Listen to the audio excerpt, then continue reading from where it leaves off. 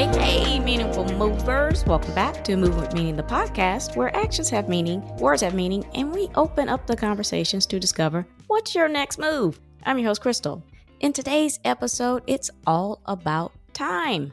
What do we do with it? Do we have enough? And how do we create more? But you know how it is and what we do. We need to set that theme, so let's go ahead and do that. The word of the day is temporal. It is fascinating how many ways we view time. In fleeting moments, dedicated slots, multitasking, pockets of solitude, deadlines, and the just in a nick of time. In any form, they are all just moments, passing and only going forward. Careful what you make of it, because once it's gone, well, you know the rest. That's enough of me talking. How about we introduce our guest? And there's no one better to do that than himself, David. Why don't you give the people a bit of background about yourself and what you're going to share with us today? Well, first of all, Krystal, what a great introduction. I think you just need to keep talking instead of me. That's awesome. Thank you. So a little bit about me. I am the founder of Kairos Management Solutions, and Kairos is one of the Greek words for time.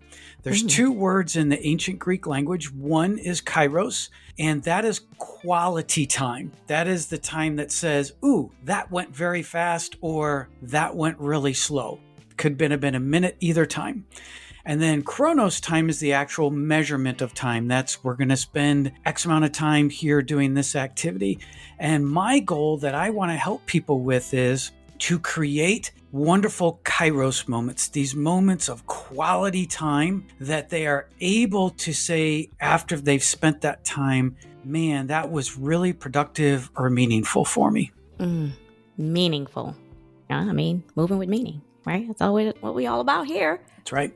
I want to hear about how you got started in the whole time space, because you spent a lot of time in corporate sales, and I know that is very fast paced. I mean, you're in with one client, you're out with another, you're having to prepare things kind of like at the last minute to really drive the sale home. And I just see it as like, what is it that those streaming, like a fast paced reel with the lights and the people walking? That's how I view sale. Is that how that's pretty fair. So I started my career and most of my corporate life was in sales. I was a salesperson. For those of you who go look at my profile and my picture, understand that there's heavy on the sarcasm here, but I realized early on that these amazingly, stunningly good looks and awesome charisma wasn't going to get me anywhere in the world of sales. And I found that when I became as prepared or better prepared than my competition, that offered me the opportunity to, quote, get the sale. But then I also found that as I sought to use my time to the best of my ability, but also helped my clients, my customers, help them use their time, that became long-term relationships.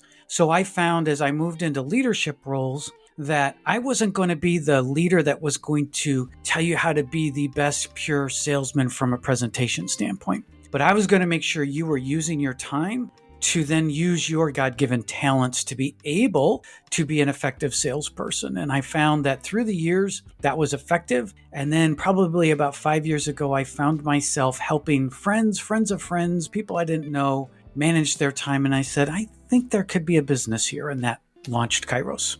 Fantastic. When other people close to you start reaching out to you for that assistance and look at you as a specialist, you've got something going on. I want to break down the concept of time. So when you talk about time, one is time management and the second is value of time. How do you look at those two to put them together and form kind of a management style, if you will, to get that quality aspect? Sure. I first try to challenge people to say, think differently from potentially time management. And the reason why is a lot of times when people say, I'm going to try to manage my time, they're reactive. Something comes in to interrupt or disrupt them. It's kind of that last in, first out mentality. And what you have to do could be very important at that time, but a lot of times they get that done and maybe do it well, but the three other things that they needed to get done that day are still there. And so I want people to not be reactive, but I want them to be proactive. And that means counterintuitively, you need to spend a little bit of time planning up front. The idea that you're going to look out, and I coach people to look 2 weeks out on your calendar. Not that it's all going to go the way you plan, but at least if you establish what you think is going to happen, it then allows you to proactively push back if people want to use your time when you've got something important to do. And obviously it depends if it's your boss, if it's a spouse, if it's a coworker, as to how you're going to push back and what that term is. But if you've planned it out, you're in a position to negotiate. And once you negotiate, then you're able to identify what's more important in your time. And that goes to the value of time. Your time is valuable, so is others. And so as you are proactively looking at how to use it, it affords you the opportunity to determine what is the most value to you. Ooh, I like the negotiation word. You hit me at the end with that, and I was like, oh, there's sales. And it's great to bring that in and add a different context to it, because I guess you're right. When we make a plan and we've kind of looked at it, it's really important to have the wiggle room, the flexibility, and to be able to be fluid in that. So you're getting, like you said, the value. I think this also goes into play that not only when you're scheduling tasks, you're also scheduling like downtime. Is that also part of the time management or the scheduling piece? Absolutely. That people fail. When I say you plan your calendar, I mean you plan it out, both your professional and personal life. I would say probably the average listener today, if we asked them to open up their calendar and they could respond back, I'd say, tell me what your calendar looks like. And it's populated with a series of events, whether they originated that event, but in most cases, it's somebody else asking their time. And then I say, so what's going on in all the blank spaces? Because there's usually a lot of blank spaces. And they're kind of like, well, I'll kind of work on the tasks I had for the day. And I said, well, what if you're getting ready to go at 1:00 and a quote meeting bully comes in and shoves a meeting in there on you? What are you going to do? Well, I'll go to that meeting and then try to figure it out afterwards. I'm like, no, that's why you need to plan your day out, even with flex or downtime in it, so that you have, going back to the ability to then negotiate. So if the meeting bully shoves something in there when you need to be doing something important, you begin to then say how important this is to you, because let me tell you what I need to do in this time. So if it's a boss, you're identifying to the boss to help them understand what it is that's working on, and maybe they can help reprioritize what's important. If it's involving something personal, then that's a great reminder for you to say, not to let the professional life bleed over. Say, I got a hard stop. I'm going to be at my kid's baseball game this afternoon, or at practice, or something to that effect. So that, again, you're allowing yourself to establish the value of that time you're going to spend. That sounds really good, because for a long time in my career, it's funny that you just said meeting bully. That is a perfect, I mean, people are doing that. They literally will find these little small pockets of time between meetings to get on your calendar. I mean, I'm even guilty of that. But what's interesting is that folks feel almost obligated to just hit the accept. As I got more mature into my career, I was okay of proposing a new time, because you don't know what you're sliding into. And I don't know how much time will bleed over between the two. And it's like, in this meeting, you have to understand, like, I don't feel comfortable rushing someone in and out. And I've allowed this space around that time to show that value. Oh man, so how do you meet people that are really challenged by proposing new time, or finding the words to sound cooperative, but to also sound as if they're organized or planned? Because some people think that if they say no or decline something, it appears negatively. What do you have to advise for folks like that? That's actually one of the attributes I work on with clients, is saying no without actually saying no. So the idea is someone comes to you and they challenge you to say, or they want to say, hey, Krystal, I really need your time now. So you can use whatever phrase you want. I ask a question back and I say, on a scale of 0 to 10, 0 meaning this isn't a high priority, to 10, it's a zombie apocalypse. Tell me where this falls. Because first of all, you interject a little humor into it, so you're not looking like you're stressed because all of a sudden they wanted to bug you. And usually when you put it in some phrase like that, They'll usually say, I think it's probably a 3 or a 4. Great, because I'm working on something that's an 8 right now. And so, the zombies are knocking at the door. So let's negotiate a time that works best for both of us. Because think about it, when someone comes to you, there are emergencies, but in most cases, they have in their head, this is convenient for me. And there's nothing wrong with that. They may not be thinking, is this convenient for you? So you just have to remind them of that. So that's a way of saying no without actually having to say no. So it's all, again, I've said this word a lot. I'll come back to it. It's about your ability to want to negotiate and offer up that negotiation. Most of the time, the person on the other end is going to be willing to be flexible as well. Right. I think that's the pieces that we're already making the decision for those individuals that are requesting that. And we've already drawn a conclusion without giving ourselves the option to really just check into that. And that's really good, just to allow yourself the freedom, then the permission to explore that territory and to set a level of expectation. So the next time that this person kind of tries to slide into your schedule or in your calendar, they may then, instead of doing that, they may end up asking first, hey, I need your time. What is available? So you're starting to kind of set up an expectation on how to engage and get onto someone's calendar, because now they see, okay, they value their time and I need their time. So I need to change my approach. So well stated. Couldn't agree more. I know that we were just talking about careers. So you deal with not only folks in different stages in their career, but you also deal with couples that are coming up to retirement age? Correct. I would say for anybody in any age, consider this wherever you're at in your career. If you're working, say, 48 hours a week at your job and you're sleeping 7 hours a night, 40% of your awake time in your life is devoted to your career. So imagine if one day you're going to say, I am going off into retirement. I'm not going to work at all. You have to figure out what you're going to do with 40% of your awake time on top of all the other free time that you're going to have, because that career is creating a time vacuum for you. So what happens with a lot of people is they financially prepare for retirement. Please do that. If you're not, I don't care what age you are, go for it. But also be mindful about, what am I going to do with all this additional time that I have to make the most out of what I've saved in my life to have a life of meaning, purpose, and joy? Yeah, that's pretty cool. That's pretty cool. I mean, you know what's interesting about that retirement piece is you just have a different vision of retirement.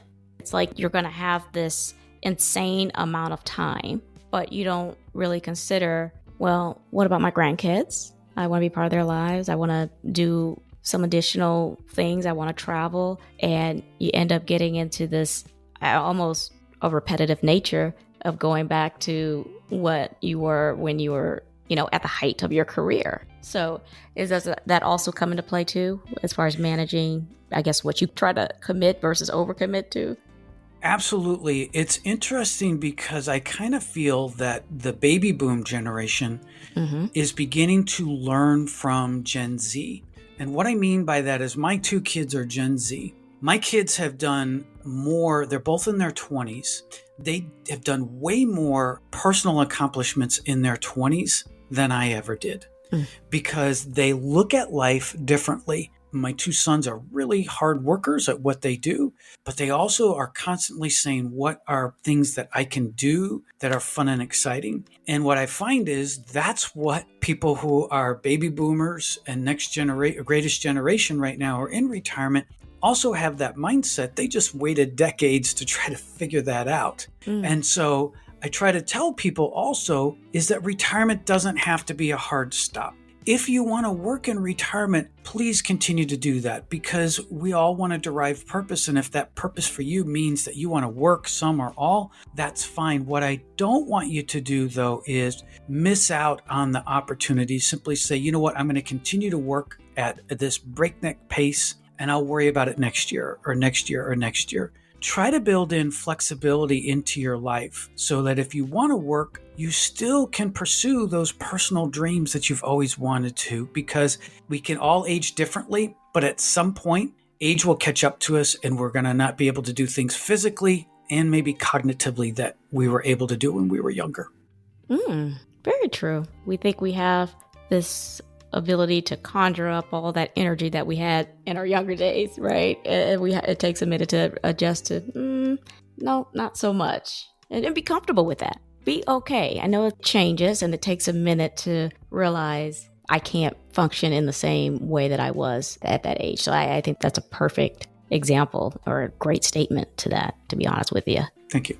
To your business coaching for time management and productivity, you have some common elements that people are challenged by. One of them is distractions. What's up with that?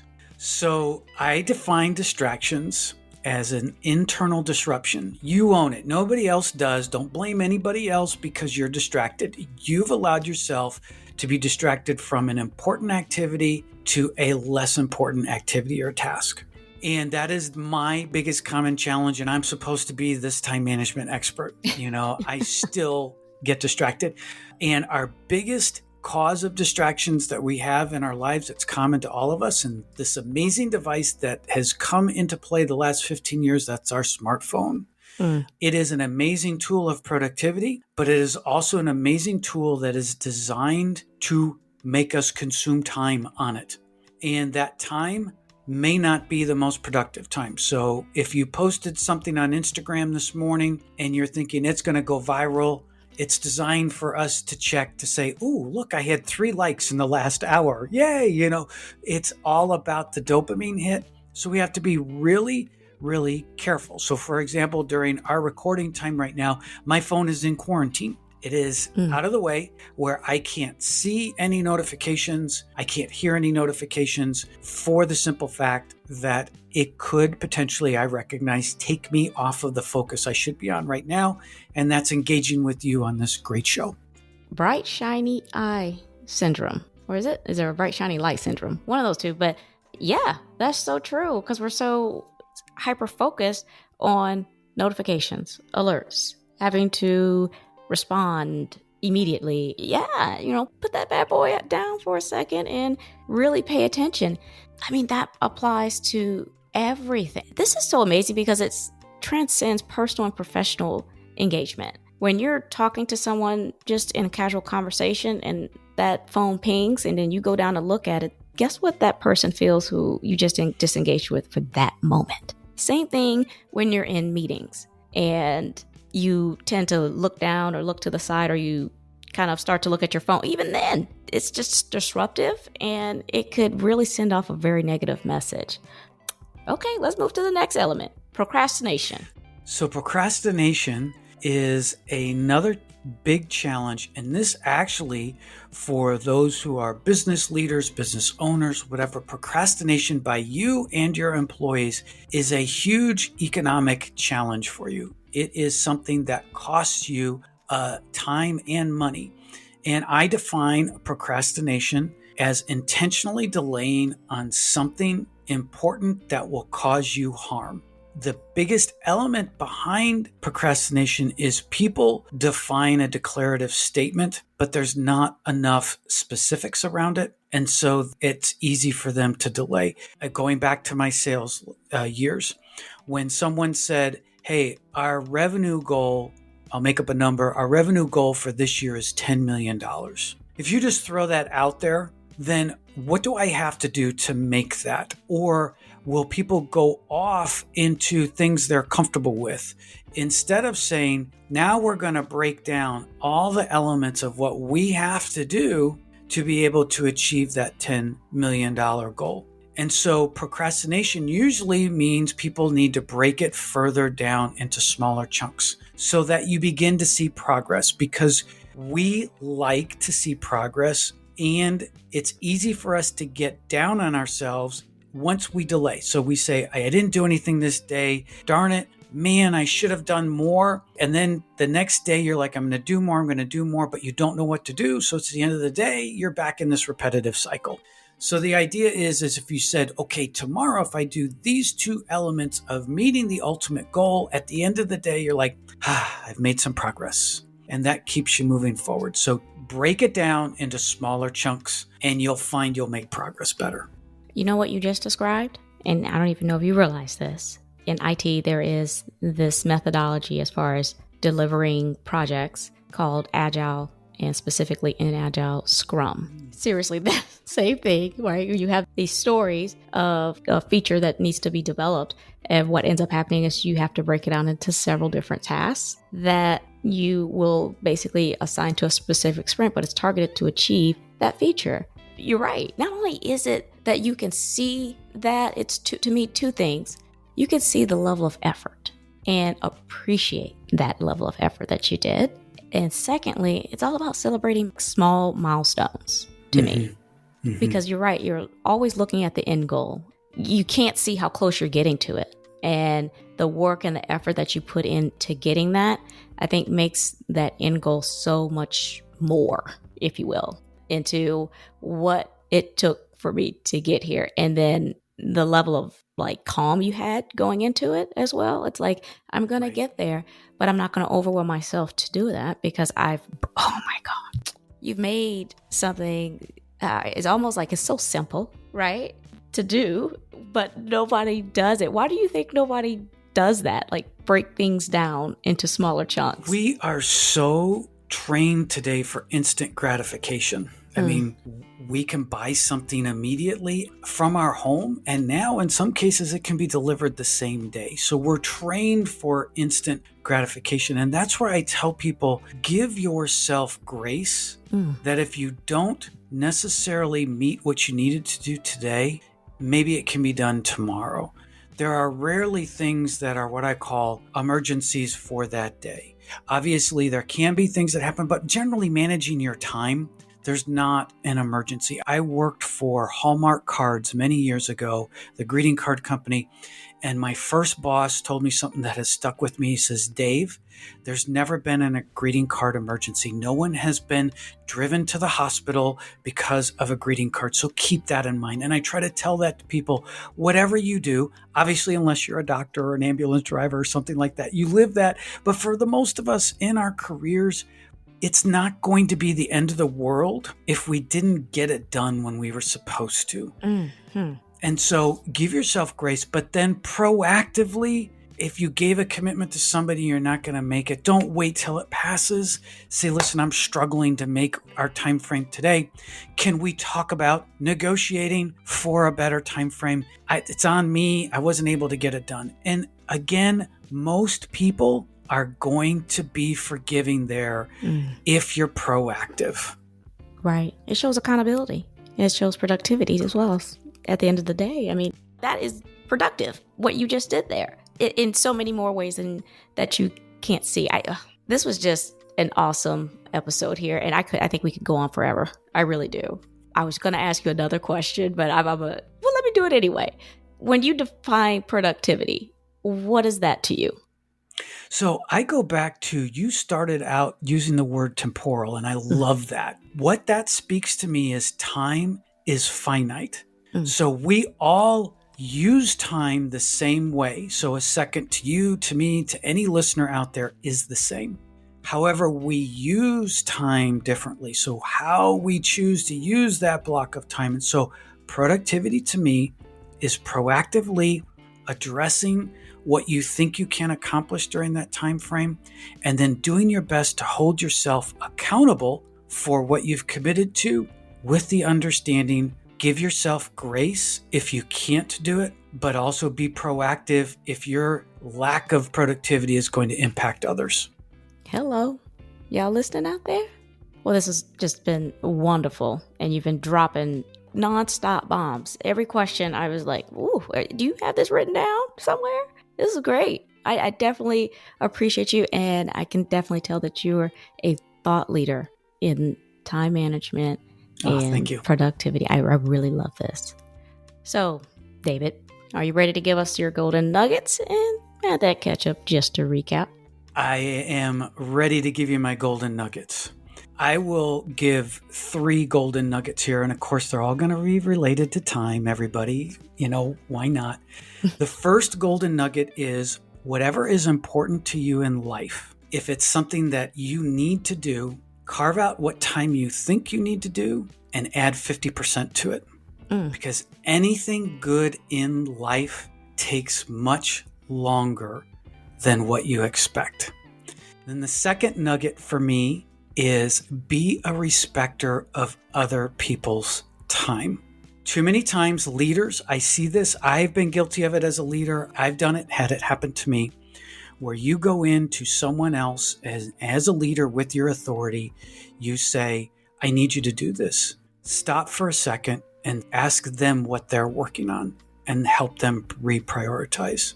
And then the third nugget, which I've said already, but it's so important, be graceful to yourself. Don't be so hard on yourself. Yes, you cannot go back and get that time, but you have the opportunity to plan your future out to maybe get back that time because you were more productive in the future when in the past. But you first have to stop and be graceful and forgive yourself and then figure out how to do it better. I tell you what, this episode is for my oldest son because I think he gonna need a little bit of them. Okay. Well, that's the episode today. I certainly hope this episode was well worth your time. It certainly was to me, as I blocked space in my day dedicated just to this conversation. You know, holding space is very much the same as organizing your day or week, just applied to different contexts. It certainly makes a difference when you cross that item off your to-do list. What a sense of accomplishment. That's why I appreciate David for sharing his insights and how he created an entire business model on time management studded with commitment, efficiency, productivity, and peace of mind. It's worth taking a long pause. Do any of David's elements sound familiar to you? Share your reflections on which ones resonate with you. I love it all, and so will someone else. Before I let you go, David, why don't you go ahead and remind the people who you are, where they can find your resources, or reach out to you. Thank you again, Krystal. It's been a fun show for me. It's gone by very quickly, so that means I've been having a good time. I'm Dave. I'm founder of the Infinity Lifestyle Design Program and Kairos Management Solutions. You can find me at infinitylifestyledesign.com. One word again, infinitylifestyledesign.com. And when you get to the front page, if you're kind of thinking about what does this whole time management optimization mean, very first link at the top of my page, you can download chapter 1 to my book, The Time Optimized Life. That will give you a flavor for what this means to proactively use your time. And then if you like it, it's available wherever fine books are sold.